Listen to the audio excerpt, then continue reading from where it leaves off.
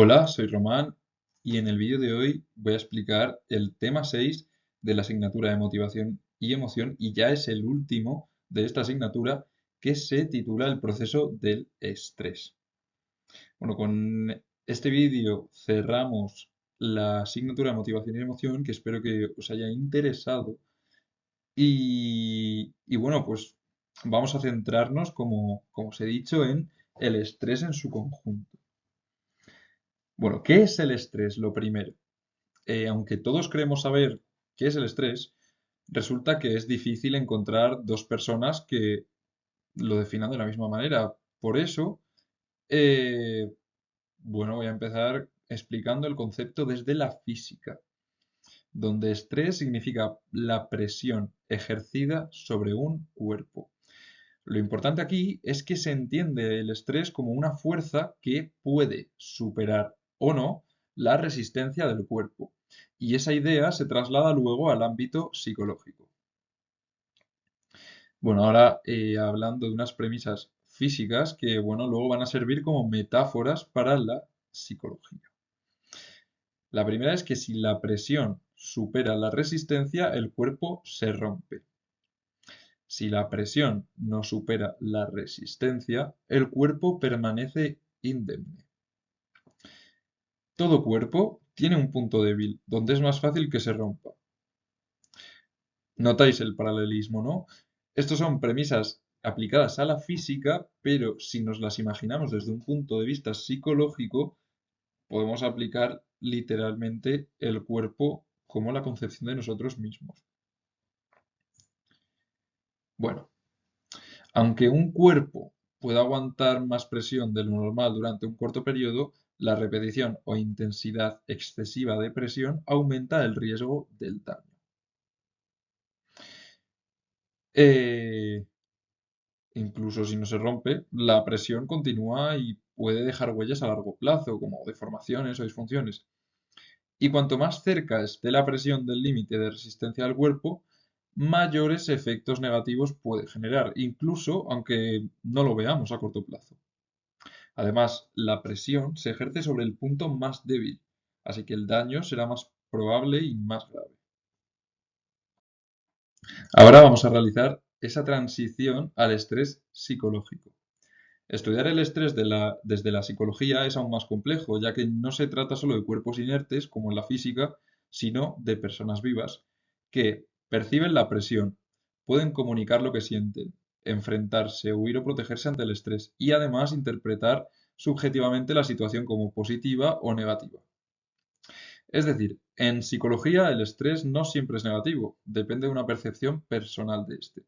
Puede ser una motivación si se ve como un reto controlable o una amenaza si se ve como algo incontrolable. En conclusión, el estrés tiene una base física, como hemos dicho, en la que se ejerce presión y resistencia, pero en psicología intervienen la percepción, la experiencia y los recursos personales. Puede ser tanto positivo, que es el conocido eustrés, como negativo, el conocido como distrés. Y depende de si la presión supera o no la capacidad de afrontamiento del individuo. Ahora nos centraremos en los aportes históricos y psicológicos. Seyle fue el pionero que introdujo el estrés en el campo de la salud y la conducta. Antes ya se hablaba en el psicoanálisis de cómo las tensiones internas podían provocar enfermedades psicosomáticas, como el asma, las úlceras, las migrañas. Lazarus, un psicólogo, subrayó que el estrés no depende solo del estímulo externo, perdón, sino de cómo lo interpreta la persona y de los recursos que tiene para afrontarlo. Él estableció que en el estrés intervienen 5 factores principales. 1. Demandas externas, es decir, del entorno. Son aquellos retos, amenazas o desafíos cotidianos, así como sociales, laborales, ambientales, y algunos son habituales y manejables. Otros son nuevos y sin tener una respuesta clara, como por ejemplo pueden ser el ruido, el calor, el tráfico, las presiones laborales, etc. En segundo lugar, se encuentran las demandas internas, es decir, las del propio individuo. En este caso entran las necesidades corporales como el hambre, la sed, el sueño, tener una enfermedad. Necesidades cognitivas y afectivas, es decir, lograr una meta, evitar fracasos, tener éxito. Y se trata de presiones íntimas y sobre todo recurrentes. En tercer lugar se encuentran los recursos personales, que son pues habilidades, estrategias, capacidades aprendidas. La experiencia previa en este caso es fundamental. Lo que antes funcionó se repite, lo que no se descarta. Esto incluye la resistencia física, la persistencia y la motivación. Por otro lado, encontramos el grado de satisfacción subjetiva. Es decir, si la persona percibe la situación como positiva, se genera eustrés, como hemos dicho antes. Si la percibe como negativa o incontrolable, aparece el distrés o estrés negativo. Esta percepción es clave ya que lo que para una persona es motivador, para otra puede ser angustiante. Ya en quinto y último lugar, según como la persona evalúe su capacidad de manejar la situación, se genera eh, pues una percepción de control, es decir, la presión motiva, esto también estaría relacionado con el eustrés o estrés positivo, o por el contrario, la no percepción de control y una presión abrumante, relacionado con el distrés o estrés negativo. Esto depende directamente de los recursos y habilidades personales pues, disponibles o que cada uno puede recurrir. Como conclusión, el estrés no es solo lo que pasa afuera, sino cómo lo interpreta la persona, qué recursos tiene para manejarlo y cómo percibe su capacidad de control. Por eso, el mismo estímulo puede generar estrés en una persona y no en otra, o incluso afectar de forma distinta a la misma persona en distintos momentos. Ahora me gustaría plantearos una idea que es la de que el estrés no es un estado aislado ni algo estático, sino un proceso dinámico, adaptativo y además compuesto por diferentes fases. El estrés, además, es un proceso necesario para la vida, es decir, estar estresado no es sinónimo de enfermedad, aunque puede llegar a provocarla si no se maneja bien. Implica presión y activación del organismo que puede ser beneficiosa o perjudicial según cómo se gestione. Además, sirve para adaptarse a situaciones difíciles, peligrosas o desafiantes. El cuerpo y la mente se activan para ayudar a la persona a responder ante una situación determinada. Esta activación puede ayudarnos a rendir mejor, a aprender, a actuar con rapidez, etc. Pero si se mantiene o se intensifica demasiado, puede volverse dañina. A continuación, voy a hablar de las fases del proceso del estrés, que implica varias etapas. En primer lugar, se encuentran los desencadenantes. Bueno, un desencadenante es cualquier estímulo que exija una respuesta. Puede ser externo o interno, y físico o psicológico. Existen diferentes tipos. Funcionales o cotidianos, cosas de cada día como una excursión leve, un atasco, el ruido. En estos, si hay control, se genera eustrés, que es el positivo, y si no hay control, puede derivar en distrés, el negativo. Por otro lado, se encuentran los disfuncionales, que son cambios bruscos, amenazas, pérdidas, etcétera, que desbordan al individuo. Por ejemplo, una enfermedad, pérdida de trabajo, duelo, maternidad, etcétera. Las clasificaciones más comunes, pues son cuatro. Sucesos vitales, que son eventos intensos y disruptivos que cambian la vida, como por ejemplo la muerte de un ser querido, un matrimonio, un divorcio, una mudanza. Pueden ser también pequeños sucesos cotidianos, como situaciones aparentemente menores que, si se acumulan, pueden generar gran estrés, como por ejemplo olvidarse de algo, recibir críticas, que haya un mal clima o incluso llegar tarde. En tercer lugar, pueden existir las catástrofes como terremotos, guerras, atentados, que afectan a muchas personas y generan secuelas psicológicas graves, como la ansiedad, la depresión o alguna TPT. Por último, también nos encontramos los ambientes humanos, es decir, el entorno laboral o familiar puede ser una fuente continua de estrés si hay conflicto, desorganización, falta de apoyo, etc. Por ejemplo, el síndrome de burnout en profesiones como la docencia o la sanidad. Continúo con las respuestas y las consecuencias del estrés. Vale, una respuesta de estrés depende de cómo la persona percibe e interpreta el estímulo. Por ejemplo, si aparece un tigre pero lo percibes como un gato, no reaccionarás con miedo. Es decir, la reacción depende de la percepción, no del estímulo en sí. Y las consecuencias, pues, dependen de la naturaleza real del estímulo, independientemente de la percepción. En este caso, el tigre sigue siendo un tigre, aunque tú lo confundas con un gato. Las consecuencias pueden ser graves, aunque tú no lo veas así. En conclusión, lo ideal es que la subjetividad se acerque a la objetividad, para que nuestras reacciones sean acertadas. Incluso si no percibimos una situación como estresante, esta puede estar dañándonos físicamente, generando una disociación entre lo que pensamos y lo que nuestro cuerpo siente, con las reacciones fisiológicas sin sentirnos mentalmente estresados. Para continuar, vamos a hablar del umbral psicológico del estrés. Este es un concepto que hace referencia al límite personal de tolerancia ante una situación estresante. Es decir, el umbral psicológico del estrés es como una barrera subjetiva que separa las situaciones que una persona puede controlar y que generan estrés de aquellas que no puede controlar, que generan distrés. Bueno, las claves de este concepto. Es diferente para cada persona, puede variar incluso en una misma persona, dependiendo del momento o las circunstancias, y una misma situación, por ejemplo, hablar en público, puede ser vista como un reto motivador y o como una amenaza paralizante, dependiendo de si se percibe dentro o fuera de ese umbral. Vale, el umbral, además, se produce una evolución, tanto en la infancia como en la adultez y en la vejez. En la infancia, este umbral es bastante bajo, ya que los niños tienen pocas estrategias para enfrentar problemas y casi cualquier cosa les puede llegar a estresar. En la adultez, el umbral se eleva gracias a la experiencia, habilidades o recursos adquiridos. Cuesta más que algo te llegue a sobrepasar. Y en la vejez, el umbral puede volver a bajar no por pérdida de conocimiento, sino por desgaste físico e incluso limitaciones para aplicar esas estrategias. Es decir, puede haber más vulnerabilidad al estrés.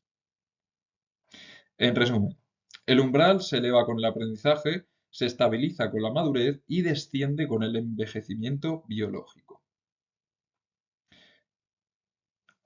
Ahora vamos a hablar de los tipos de estrés. Bueno, los vamos a diferenciar según su duración e intensidad. En este caso tenemos dos tipos. El estrés agudo, también llamado estrés fásico, que es aquel estrés que es breve, incluso momentáneo, pero muy intenso. Puede dejar consecuencias graves si es muy fuerte, como por ejemplo tener un accidente, una discusión muy fuerte, una amenaza puntual. Y por otro lado está el estrés crónico, también llamado tónico. Se mantiene en el tiempo como si fuese una presión constante y puede tener efectos acumulativos y devastadores para la salud física y mental. Por ejemplo, la presión laboral continua, problemas económicos persistentes, cuidado prolongado de una persona enferma, etc. ¿Cómo se mide? Pues bueno, el estrés se puede medir usando parámetros fisiológicos, especialmente del sistema cardiovascular, midiendo la frecuencia cardíaca, la presión arterial, etc., para valorar si una persona está bajo estrés agudo o crónico. Por tanto, en conclusión, el estrés es un proceso complejo, dinámico y adaptativo y su impacto no depende solo de la situación en sí, sino de cómo se percibe la situación, qué recursos tiene la persona para afrontarla, si la presión supera o no tu umbral psicológico y cuánto tiempo dura esa presión, diferenciando entre agudo y crónico. Hablemos ahora sobre el estrés y el bienestar. Vamos a profundizar un poco en cómo el estrés se manifiesta en la vida diaria, cómo puede pasar desapercibido y sobre todo cómo identificar sus señales para intervenir a tiempo. El estrés, como ya sabéis, afecta al bienestar global de las personas, pero no siempre se presenta de forma clara y evidente. A veces entra de manera lenta y progresiva, con señales pequeñas que si se acumulan pueden acabar generando un gran malestar. La clave aquí es que muchas pequeñas molestias aisladas no son alarmantes por sí solas, pero cuando las juntas pueden superar la capacidad de afrontamiento del individuo. ¿Qué quiere decir esto y en qué se traduce? En estrés acumulativo. Cuando los eventos estresantes ocurren de forma repetida, incluso si son leves, pueden sumarse y desbordar a la persona. Cuantas más señales aparecen, más avanzado está el estrés. Por eso es crucial reconocer las señales desde el principio. Bueno, ¿y dónde buscar estas señales? Bueno, pues se pueden observar en 7 ámbitos clave. 1. Aspectos cognitivos. Son pensamientos distorsionados, como no soy capaz, todo me sale mal. Es esa autopercepción negativa que te hace pues, creerte incompetente o inferior, generando una cadena de pensamientos irracionales que alimentan el estrés. ¿Qué se puede hacer en este caso? Cuestionar esas ideas, contrastar con hechos, realizar ejercicios de autoconocimiento y realidad. Por otro lado, se encuentran los aspectos afectivos, como el estado de ánimo bajo, desánimo, ansiedad, agitación interna, falta de placer en actividades que antes sí lo daban. ¿Qué se puede hacer en estos casos? Bueno, pues se pueden utilizar técnicas de autocontrol emocional, relajación y meditación, buscando apoyo emocional como en amistades, en gente profesional. En tercer lugar, se habla de los aspectos sociales, como el aislamiento, el escaso contacto con los demás, el retraimiento social, la falta de apoyo emocional o la sensación de no ser comprendido. ¿Qué se puede hacer en estos casos? Bueno, pues mejorar habilidades sociales como la asertividad o buscar nuevas conexiones sociales y apoyo. Además de estos aspectos, también puede influir en nuestra conducta, teniendo hiperactividad, impulsividad, hablando más rápido, más alto o en un aumento de la tensión muscular o tono corporal elevado. ¿Qué se puede hacer en estos casos? Bueno, observar esos cambios en nuestra forma de actuar, aplicar estrategias de organización, planificación y priorización de tareas. Además de nuestra conducta, también influyen en el funcionamiento corporal, pudiendo ocasionar taquicardia, sudoración, enrojecimiento facial, incluso dolores persistentes en el cuello, cabeza, espalda. En estos casos, se debería prestar atención al cuerpo y realizar ejercicio físico, como por ejemplo caminar, practicar relajación y respiración profunda. Por otro lado, la alimentación también influye de manera directa, ya que cambios drásticos en el apetito o el tipo de comida que ingerimos pues, son símbolos de estrés. ¿Qué se podría hacer? Regular los horarios, comer despacio, masticar bien, aumentar las frutas y verduras para generarnos una pues eso, regulación de la alimentación. Por último, el sueño. Esto se puede ver en situaciones de insomnio, hipersomnia, sueño agitado, dificultad para dormir o incluso para levantarse. Aquí, ¿qué se debería hacer? Establecer rutinas, evitar dormir fuera de la cama y regular el horario de sueño. ¿Qué conclusiones sacamos de este punto? Que el estrés afecta al bienestar en múltiples niveles y que es necesario detectar las señales tempranas y aplicar estrategias de afrontamiento que abarcan lo cognitivo, emocional, social, corporal, alimenticio y conductual. Si actuamos a tiempo, podemos prevenir que el estrés ocasione efectos graves o duraderos. En esta diapositiva se exponen diferentes estrategias de afrontamiento que he ido comentando dependiendo de los diferentes ámbitos clave para detectar el estrés, eh, pero no las voy a volver a repetir, así que si necesitáis pararos y leer un poco, pues paráis el vídeo y luego continuamos. Ahora nos vamos a focalizar en algunas manifestaciones especiales del estrés, centrándonos sobre todo en dos situaciones específicas, que son el trastorno del estrés postraumático, el TEPT, y el estrés laboral. Comenzamos con el trastorno del estrés postraumático. ¿Qué lo caracteriza? Bueno, pues no se trata de un aumento progresivo de estrés ni de una amenaza futura. Este aparece cuando una persona ha vivido en el pasado, pero en un pasado reciente, un evento traumático, tan intenso que deja una huella emocional muy profunda y hace que con solo recordarlo, se activen reacciones de estrés intenso como si estuviese ocurriendo de nuevo. La definición clínica del TEPT es que es una enfermedad reconocida por la OMS y que surge después de experimentar o presenciar un hecho amenazante, como por ejemplo accidentes graves, muertes, agresiones, catástrofes, etc. Por ejemplo, una persona que tuvo un accidente con una máquina en el trabajo puede sentir pánico con solo verla, incluso si objetivamente no hay peligro, e incluso puede llegar a evitar todas las máquinas, lo que afectará su desempeño laboral. Los síntomas más comunes son pesadillas y recuerdos intrusivos, ansiedad intensa o ataques de pánico, evitación de lugares o situaciones relacionadas con el evento, tristeza, ira, insomnio, hipervigilancia, conductas de escape o huida. Además, afecta tanto a adultos como a niños, y cuanto antes se detecte, mejor será para la recuperación, ya que si no se trata, puede tener consecuencias graves, incluso, como hemos dicho antes, en lo laboral. Relación con lo mencionado antes del burnout. Si este trauma ocurre en el entorno del trabajo, puede evolucionar en el síndrome de burnout, que es aquel en el que consiste en la pérdida total de motivación en el trabajo, la irritabilidad con los compañeros, el bajo rendimiento, el abandono de responsabilidades y las conductas autodestructivas, como es el consumo de lo que sea, aislamientos, etc. Por último, vamos a hablar del estrés laboral. ¿Por qué es importante? Bueno, el trabajo, como ya sabéis, ocupa una gran parte de nuestra vida diaria. Cuando este pues, nos proporciona dinero, que eso nos da satisfacción personal y nos genera bienestar, o pues cuando nos exige demasiado o no cumple las expectativas, que esto nos genera estrés perjudicial. ¿Cuándo se vuelve un problema? Cuando las exigencias laborales superan las capacidades del trabajador o cuando no obtiene el reconocimiento ni el beneficio esperado, tanto económico como emocional.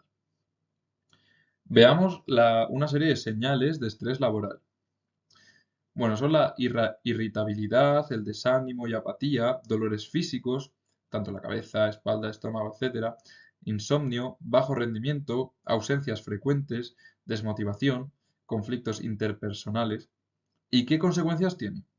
Bueno, pues esto afecta a la salud mental y física del trabajador, a su productividad, a la calidad del trabajo y puede perjudiciar a la empresa a largo plazo, ya que el trabajador tiene una baja moral, hay rotación, hay errores, etc.